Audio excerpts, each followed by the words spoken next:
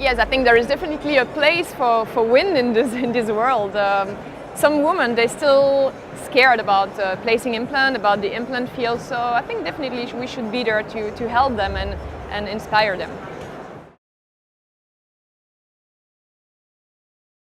Well, I was very happy to be selected to be in the core group. I mean, it's a pleasure for me to inspire younger ladies, for example. Yeah, I hope to show them the way, if I can.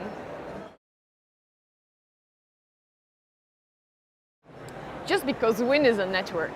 I've met so wonderful ladies there, and now, it creates this network. I can invite them at the university to lecture. It's really something.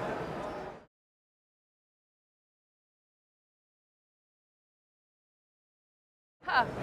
Well, I was always dedicated to my career, I always put everything in there. But recently I became a mom, and now I can tell you this is a challenge.